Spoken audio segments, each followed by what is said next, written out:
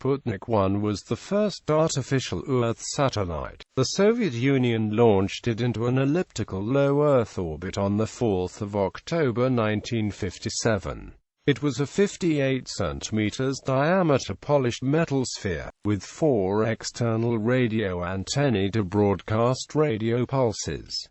It was visible all around the Earth and its radio pulses were detectable. This surprise success precipitated the American Sputnik crisis and triggered the space race, a part of the larger Cold War. The launch ushered in new political, military, technological, and scientific developments. Sputnik itself provided scientists with valuable information, even though it was not equipped with sensors. By tracking and studying the satellite from Earth, the density of the upper atmosphere could be deduced from its drag on the orbit, and the propagation of its radio signals gave information about the ionosphere. Sputnik 1 was launched during the International Geophysical Year from Site No. 1/5 at the 5th Tyuratam range in Kazakh SSR. The satellite traveled at about 29,000 km per hour, taking 96.2 minutes to complete each orbit. It transmitted on 20.005 and 40.002 MHz, which were monitored by amateur radio operators throughout the world. The signals continued for 21 days until the transmitter batteries ran out on the 26th of October 1957.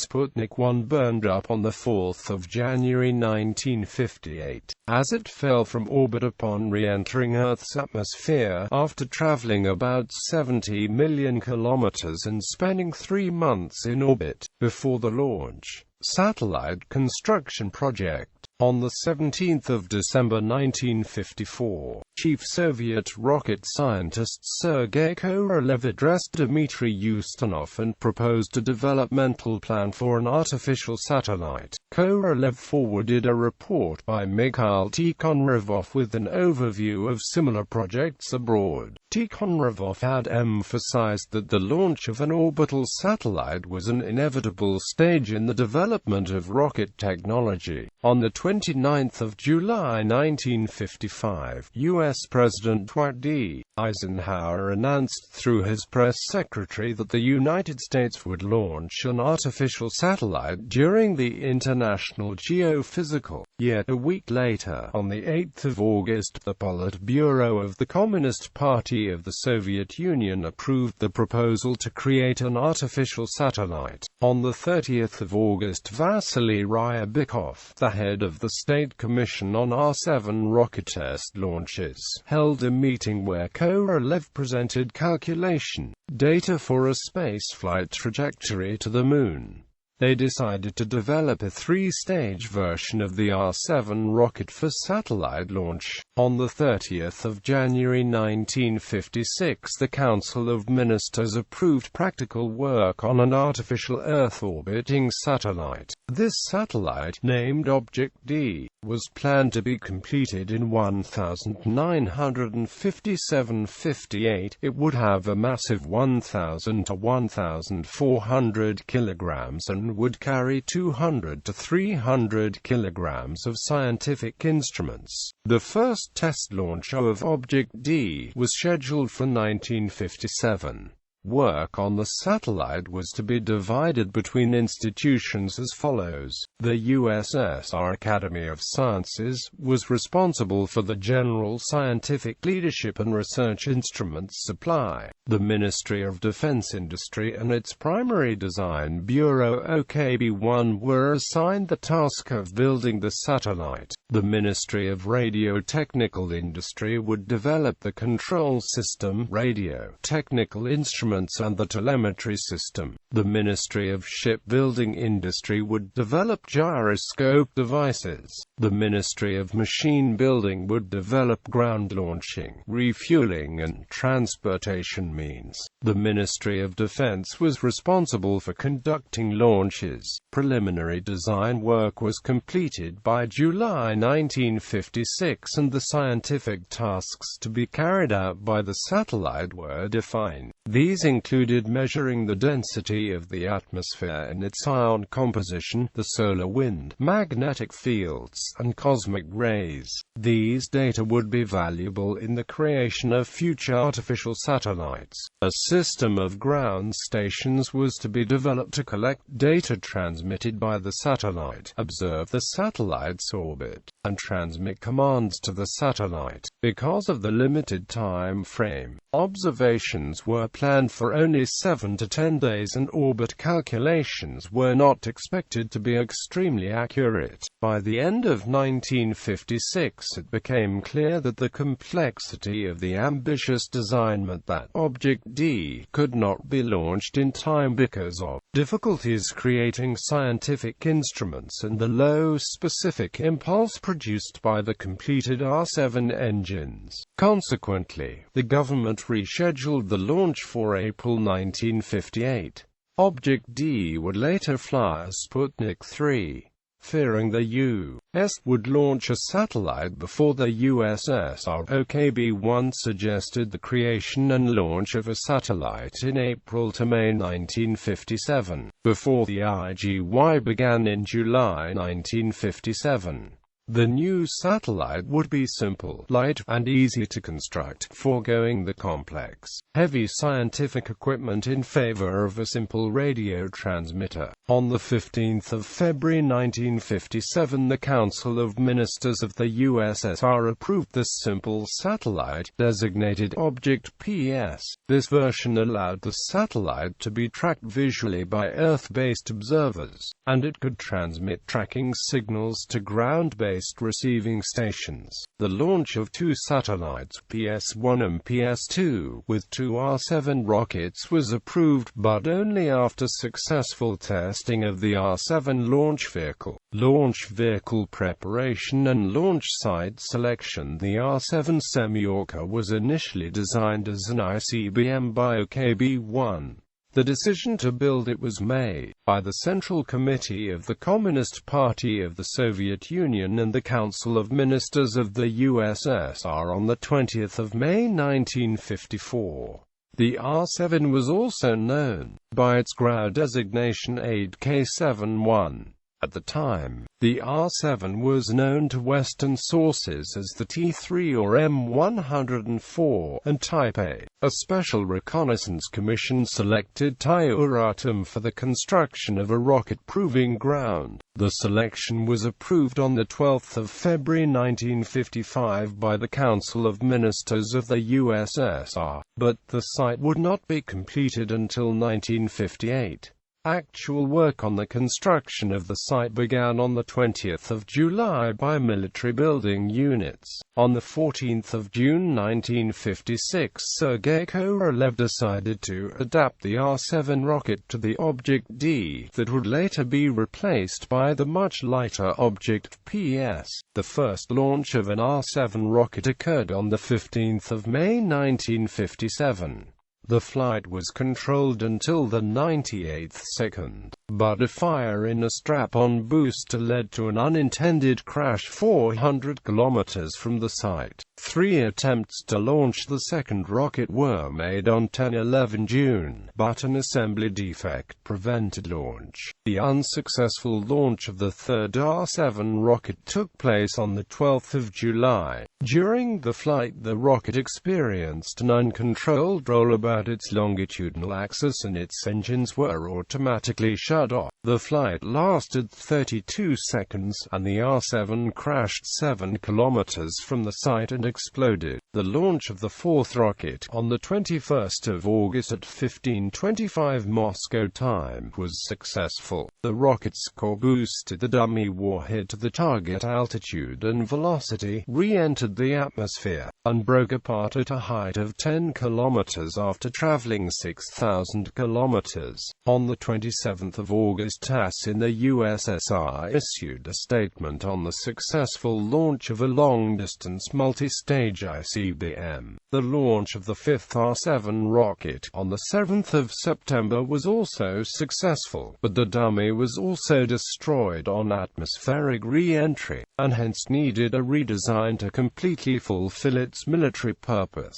The rocket, however, was deemed suitable for satellite launch, and Korolev was able to convince the State Commission to allow the use of the next R-7 to launch PS-1, allowing the delay in the rocket's military exploitation to launch the PS-1 and PS-2 satellites. On the 22nd of September, a modified R-7 rocket, named Sputnik and indexed as 8K71PS, arrived at the proving ground and preparations for the launch of PS-1 began. Compared to the military R-7 test vehicles, the massive 8K71PS was reduced from 280 tons to 272 tons. Its length with PS-1 was 29.167 meters and the thrust at liftoff was 3.90 meganewtons. Observation complex. The measurement complex at the proving ground for monitoring the launch vehicle from its launch was completed prior to the first R-7 rocket test launches in December 1956. It consisted of 6 static stations, IP1 through IP6, with IP1 situated at a distance of 1 kilometer from the launch pad. The main monitoring devices of these stations were telemetry and trajectory measurement stations, TRAL, developed by OKB-May. They received and monitored data from the TRAL system transponders mounted on the R-7 rocket's core stage, which provided telemetric data about Sputnik 1's launch vehicle. The data was useful even after the satellite's separation from the second stage of the rocket. Sputnik 1's location was calculated from the data on the second stage's location using nomograms developed by Pavel E. Eliasberg. An additional observation complex established to track the satellite after its separation from the rocket was completed by a group led by Colonel Yuri A. Mozorin in accordance with the General Staff Directive of 8 May 1957. It was called the Command Measurement Complex and consisted of the Coordination Center in NII-4 by the Ministry of Defense of the USSR and 7 ground tracking stations, situated along the line of the satellite's ground track. They were NIP-1, NIP-2, NIP-3, NIP-4, NIP-5, NIP-6 and NIP-7. The complex had a communication channel with the launch pad.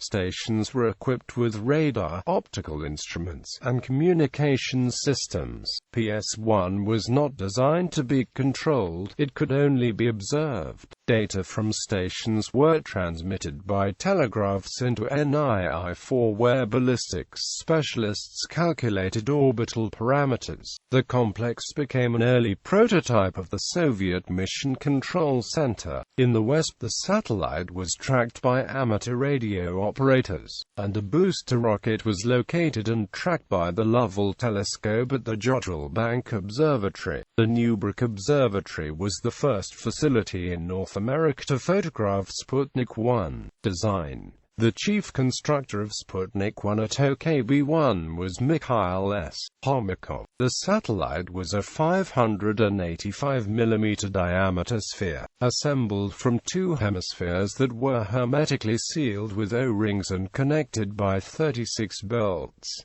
It had a massive 83.6 kilograms. The hemispheres were 2 mm thick, and were covered with a highly polished 1 mm thick heat shield made of aluminium magnesium titanium AMG60 alloy. The satellite carried 2 pairs of antennas designed by the Antenna Laboratory of OKB-1 led by Mikhail V. Krayushkin. Each antenna was made up of 2 whip-like parts, 2.4 and 2.9 meters in length, and had an almost spherical radiation pattern, so that the satellite beeps were transmitted with equal power in all directions, making reception of the transmitted signal independent of the satellite's rotation. The power supply, with a mass of 51 kilograms, was in the shape of an octagonal nut with the radio transmitter transmitter in its whole. It consisted of 3 silver-zinc batteries, developed at the All-Union Research Institute of Current Sources under the leadership of Nikolaus Lidorenko. 2 of these batteries powered the radio transmitter and 1 powered the temperature regulation system. The batteries had an expected lifetime of 2 weeks, and operated for 22 days. The power supply was turned on automatically at the moment of the satellite's separation from the second stage of the rocket. The satellite had a 1-watt 3.5 kilograms radio transmitting unit inside, developed by Vyacheslav Lapo from NII 885, that worked on 2 frequencies, 20.005 and 40.002 MHz. Signals on the first frequency were transmitted in 0.3 sec pulses, with pauses of the same duration filled by pulses on the second frequency. Analysis of the radio signals was used to gather information about the electron density of the ionosphere. Temperature and pressure were encoded in the duration of radio beeps. A temperature regulation system contained a fan, a dual thermal switch, and a control thermal switch.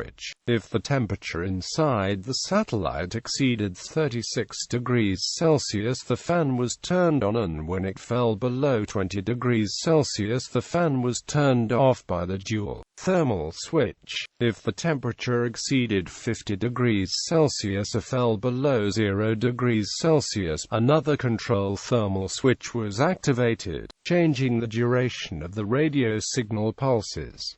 Sputnik 1 was filled with dry nitrogen, pressurized to 1.3 atmospheres. The satellite had a barometric switch activated if the pressure inside the satellite fell below 130 kilopascals, which would have indicated failure of the pressure vessel, a puncture by a meteor, and would have changed the duration of radio signal impulse. While attached to the rocket, Sputnik 1 was protected by a cone-shaped payload fairing, with a height of 80 centimeters. The fairing separated from both Sputnik 1 and the Sputnik 7 second stage at the same time as the satellite was ejected. Tests of the satellite were conducted at OKB-1 under the leadership of Oleg G. Ivanovsky. Launch and mission. The control system of the Sputnik rocket was adjusted to an intended orbit of 223 km by 1,450 km, with an orbital period of 101.5 minutes. The trajectory had been calculated earlier by Georgy Gretko, using the USSR Academy of Sciences mainframe computer. The Sputnik rocket was launched on the 4th of October 1957 at 19 hours 28 minutes and 34 seconds UTC from Site No. 1 at NIIP-5.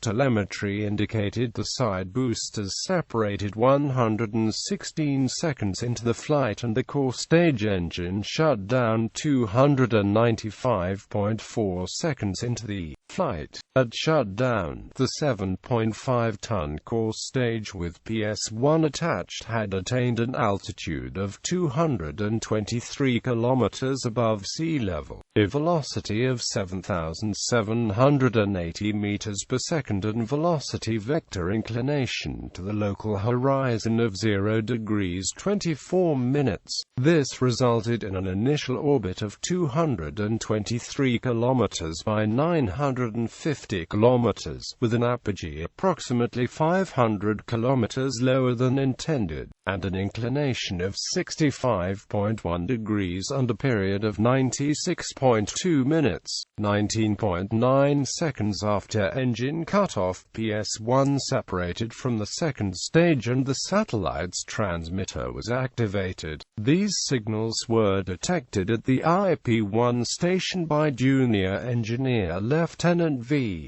G. Borisov, where reception of Sputnik's beep beep beep tones confirmed the satellite's successful deployment. Reception lasted for 2 minutes, until PS1 fell below the horizon. The trial telemetry system on the R7 core stage continued to transmit and was detected on its second orbit. The designers, engineers and technicians who developed the rocket and satellite watched the launch from the range. After the launch, they drove to the mobile radio station to listen for signals from the satellite. They waited about 90 minutes to ensure that the satellite had made one orbit and was transmitting, before Korolev called Soviet Premier Nikita Khrushchev. On the first orbit, the telegraph agency of the Soviet Union transmitted. As a result of great intense work of scientific institutes and design bureaus, the first artificial Earth satellite has been built. The R7 core, staged with a mass of 7.5 tons and a length of 26 meters, also reached Earth orbit and was visible from the ground at night as a first-magnitude object following the satellite. Deployable reflective panels were placed on the booster in order to increase its visibility for tracking. The satellite itself, a small, highly polished sphere, was barely visible at 6th magnitude, and thus more difficult to follow optically. A third object, the payload fairing, also achieved orbit. The core stage of the R7 remained in orbit for 2 months until the 2nd of December 1957, while Sputnik 1 orbited until the 4th of January 1958, having completed 1,440 orbits of the Earth. Reaction. Our movies and television programs in the 50s were full of the idea of going into space. What came as a surprise was that it was the Soviet Union that launched the first satellite.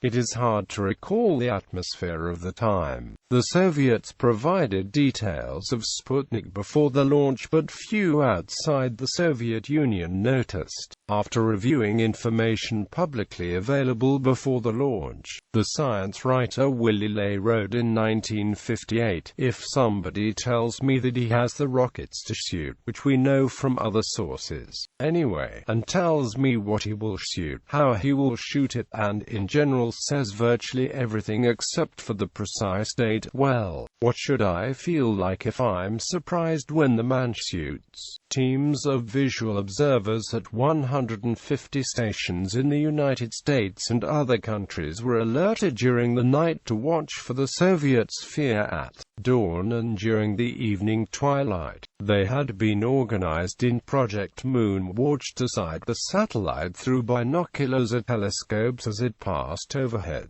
The USSR asked radio amateurs and commercial stations to record the sound of the satellite on magnetic tape. News reports at the time pointed out that anyone possessing a shortwave receiver can hear the new Russian Earth satellite as it hurtles over this area of the globe. Directions provided by the American Radio Relay League were to tune in 20 megacycles sharply by the time signals given on that frequency, then tune to slightly higher frequencies.